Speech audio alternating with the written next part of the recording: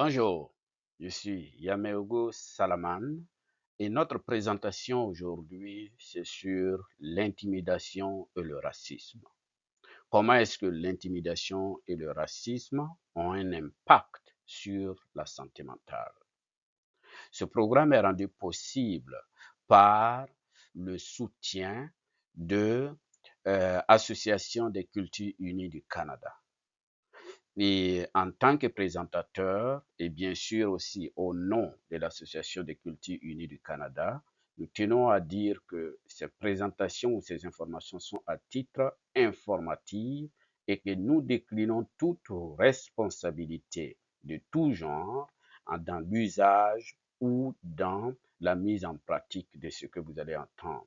Nous sommes là pour partager de l'information, pour informer le public, pour éduquer et pour que nous puissions grandir tous ensemble dans une communauté beaucoup plus vibrante.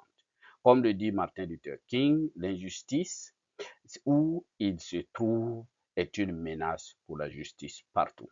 Donc notre rôle ici, c'est de partager de l'information, d'éduquer, afin que nous puissions vivre dans une société de plus juste. Donc, en suivant cette présentation, nous allons voir de quoi il s'agit quand on parle de l'intimidation, du racisme et quels sont les impacts sur la santé mentale et finalement, qu'est-ce que nous devons faire. Premièrement, donc, parlons d'histoires réelles. Par exemple, ces histoires où un parent explique que son enfant a été attaqué à l'école et l'enfant, en plus d'avoir été attaqué, a été puni parce que l'enfant s'est défendu et l'enfant a été accusé d'être violent et même la direction de l'école a assumé avec des préjugés surnois des microagressions que comme l'enfant était d'origine euh, africaine, donc il y avait une certaine violence. Et donc, le parent a dû exiger la réintégration de son enfant dans l'école immédiatement parce que il a estimé que son enfant se défendait. Il y a aussi une autre personne qui s'est renfermée dans son lieu de travail parce qu'on lui a dit que son accent n'était pas assez poliment bien adapté au milieu de travail parce qu'il répondait au téléphone. Donc, il s'est renfermé et découragé. Et d'autres personnes ont souligné aujourd'hui l'importance de la liberté d'expression. La liberté d'expression qui est utilisée ou parfois utilisée comme un, une fumée ou un entonnoir pour attaquer d'autres groupes de personnes, alors que ces groupes de personnes ne peuvent pas se défendre en utilisant le même principe de liberté d'expression, au risque d'être accusés d'être accusés ou insultés ou intimidés en utilisant d'autres mots à leur encontre. Pourquoi est-ce que c'est si important de parler de l'intimidation? L'intimidation et le racisme portent donc des traumatismes psychologiques, pas seulement des problèmes sociaux. Ils laissent ces deux éléments, l'intimidation et le racisme, laissent des cicatrices visibles et invisibles. La peur, la honte, l'isolement. Le silence et la stigmatisation qui empêchent les victimes donc de demander de l'aide. Il y a aussi que le silence qui, devant l'injustice, on le dira sans jamais assez, le silence devant l'injustice est une complicité. Et c'est pour ça aussi, il est important pour nous de passer par ces informations, de passer par l'éducation, de promouvoir le travail d'ensemble, le travail d'équipe. Comme on aime le dire, quand on va vite, quand on veut aller vite, on va seul, mais quand on veut aller loin, on va ensemble.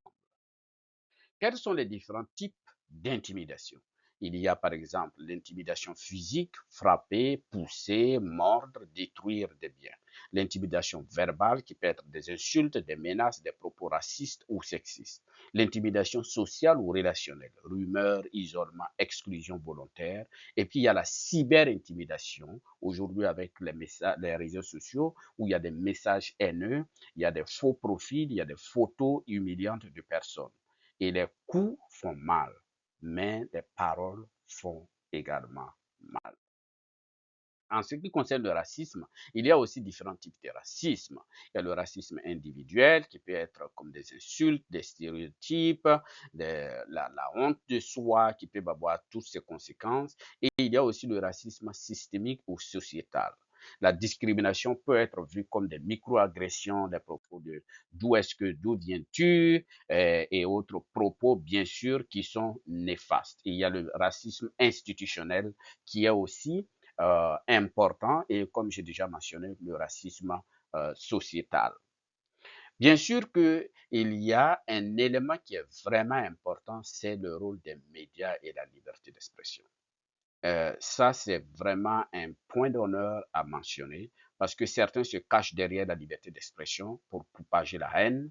Les médias peuvent renforcer des stéréotypes négatifs en peignant ou en attaquant une communauté spécifique, en l'accusant d'être dangereuse, d'être une communauté envahissante et plusieurs autres proportions utilisées. La liberté d'expression, ce n'est pas la liberté de discriminer. La plume peut construire ou la plume peut détruire. Donc la liberté d'expression n'est pas une liberté de nuire aux autres. Et quels sont les impacts donc sur la santé mentale de l'intimidation, du racisme, de la discrimination? Il y a au niveau des enfants, ça crée de l'anxiété, le refus d'aller à l'école, de l'isolement. Au niveau des adolescents, c'est l'automutilation, le décrochage scolaire, la dépression. Et au niveau des adultes, on va dire que c'est la méfiance, la difficulté relationnelle, des problèmes de santé mentale à long terme. Et au niveau des aînés, le sentiment de n'avoir jamais été appartenu à une société, à un groupe. Et une cicatrice sur le cœur ne disparaît pas avec le temps, comme le dit un proverbe africain. Donc, au niveau des conséquences, il y a des conséquences dramatiques, il y a des conséquences visibles ou des conséquences invisibles. Et cette discrimination, les conséquences, j'allais dire, où on voit des personnes qui sont attaquées physiquement dans leur chair à cause des conséquences ou à cause de l'intimidation, à cause du racisme, à cause de tout ce qu'il y a comme discrimination, où il y a des mots, des messages qui sont véhiculés qui empêchent un certain groupe de personnes de s'intégrer totalement dans une société.